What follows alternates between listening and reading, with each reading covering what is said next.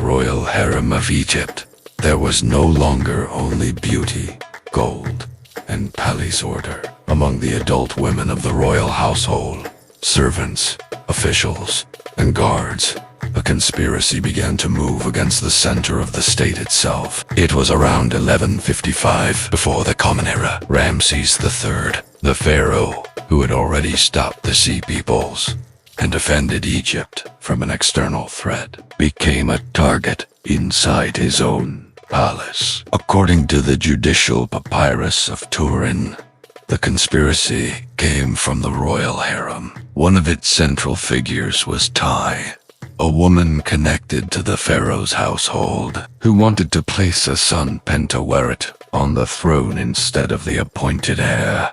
This was not a legend of betrayal told centuries later without evidence. The judicial sources describe the trial of conspirators, including people from the harem, officials, and individuals connected to the palace. One of the strongest historical reconstructions says that Ramses III was murdered as a result of this conspiracy. The evidence is not only the papyrus describing an attempt to kill the pharaoh, but also the examination of his mummy. A computed tomography scan revealed a deep wound in the throat, severe enough to cause rapid death. We do not know every second of the attack, but we know enough to show this moment as a real palace assassination, not only as a symbol. The coup did not achieve its goal.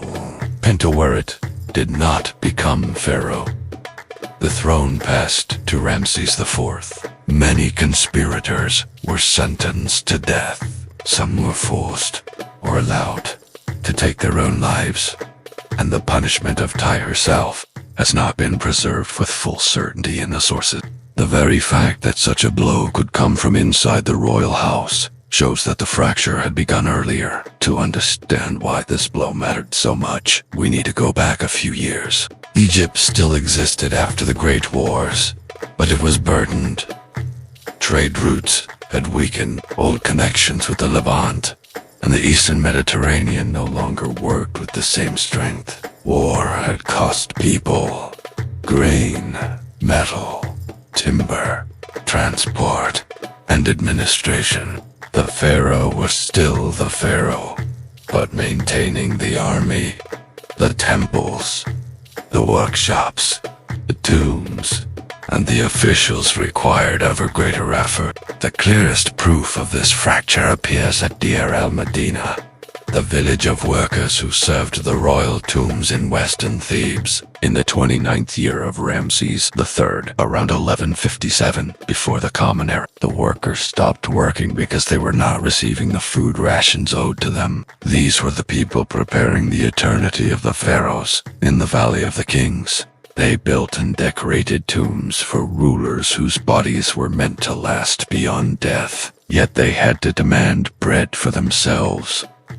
This was not a small failure. It was a sign that the machinery of the state was beginning to fail in the place where it was supposed to be most precise. After Ramses III, the throne did not disappear. Other Ramesside kings followed, carrying the same name and the same claim to divine authority. The name of Ramses returned on inscriptions, temples, and royal signs of power, but the name itself did not restore the old power. Egypt did not regain full control over the former world. The pharaohs still made offerings to the gods.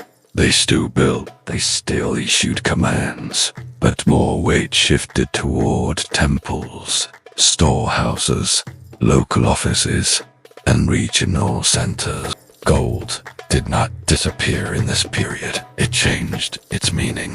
Earlier, it had been a sign of imperial triumph, Nubian wealth, gifts to the gods, pharaonic decoration, and tomb equipment. Now it increasingly became a resource that had to be protected and hidden. The Valley of the Kings, the place of royal eternity, also became a place of danger. Tomb robberies showed that even gold sealed away for the dead was no longer completely safe. What was meant to remain outside the world of the living began to return into a world of hunger.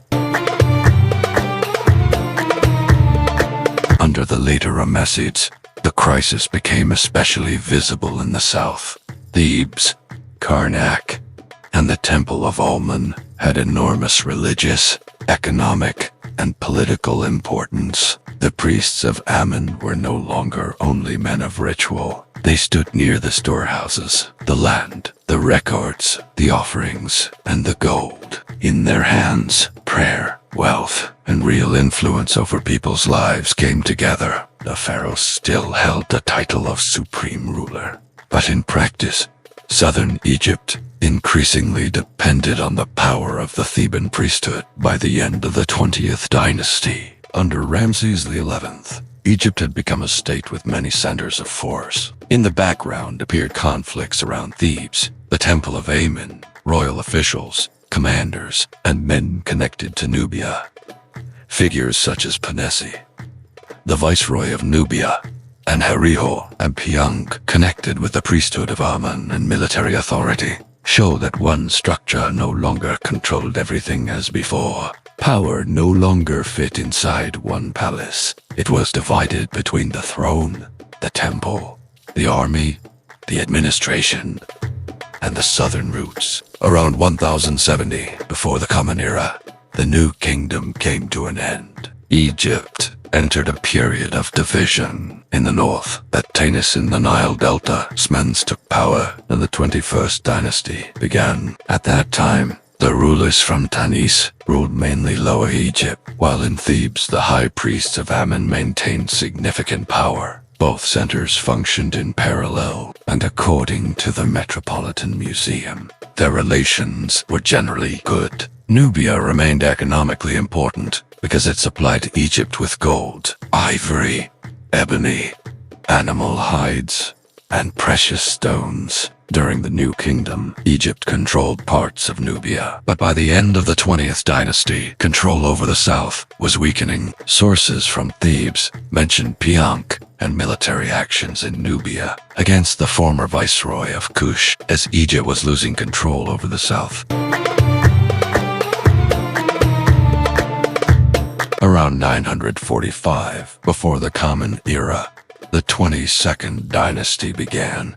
Connected with elites of Libyan origin, its first ruler was Shoshenq I. Under his rule, Egypt once again moved beyond its own borders. The Egyptian army advanced northeast toward Palestine and the southern Levant. The campaign was recorded at Karnak through reliefs and inscriptions, listing places connected with the expedition. It was a show of strength by the new dynasty, but not a return to the old empire of the new kingdom. In the northeast, the power of Assyria was already rising. An age of armies, campaigns, deportations, and tribute was approaching.